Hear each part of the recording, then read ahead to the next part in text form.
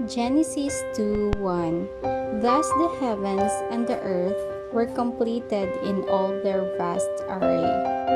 Genesis 2:2. By the seventh day, God had finished the work he had been doing.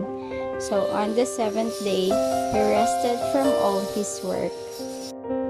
Genesis 2:3. Then God blessed the seventh day and made it holy, because on it he rested from all the work of creating that he had done. Genesis 2:4. This is the account of the heavens and the earth when they were created, when the Lord God made the earth and the heavens. Genesis 2:5. Now no shrub had yet appeared on the earth, and no plant had yet sprung up, for the Lord God had not sent rain on the earth, and there was no one to work the ground. Genesis 2:6. But streams came up from the earth and watered the whole surface of the ground. Genesis 2:7. Then the Lord God formed a man from the dust of the ground and breathed into his nostrils the breath of life, and the man became a living being. Genesis 2:8. Now the Lord God had planted a garden in the east, in Eden, and there he put the man he had formed. Genesis 2:9. The Lord God made all kinds of trees grow out of the ground, trees that were pleasing to the eye and good for food.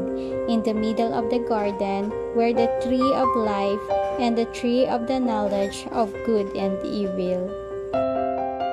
Genesis 2:10. A river watering the garden flowed from Eden. From there it was separated into four headwaters. Genesis 2:11. The name of the first is the Pishon. It winds through the entire land of Havilah, where there is gold. Genesis 2:12. The gold of that land is good, aromatic resin and onyx are also there. Genesis 2:13. The name of the second river is the Gihon.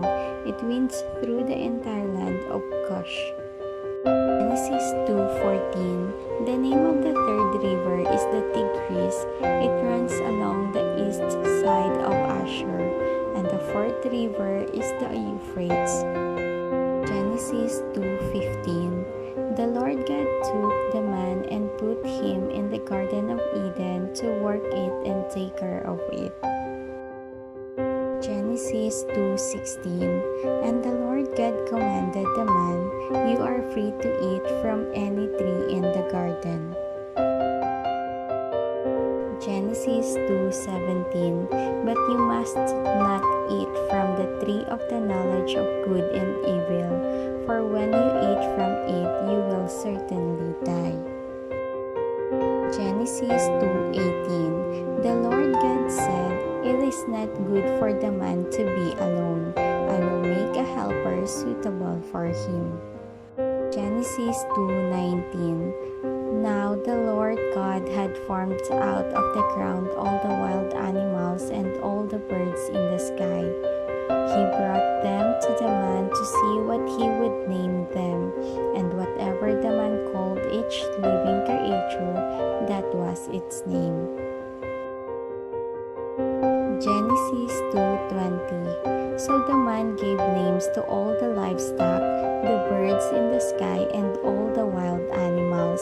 But for Adam, no suitable helper was found. Genesis 2:21.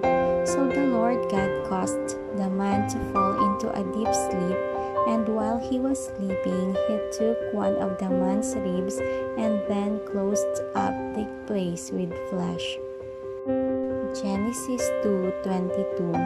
Then the Lord God made a woman from the rib he had taken out of the man, and he brought her to the man.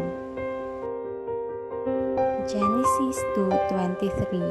The man said, This is now bone of my bones and flesh of my flesh. She shall be called woman, for she was taken out of man. Genesis 2:24. That is why a man leaves his father and mother and is united to his wife, and they become one flesh. Genesis 2:25. Adam and his wife were both naked, and they felt no shame.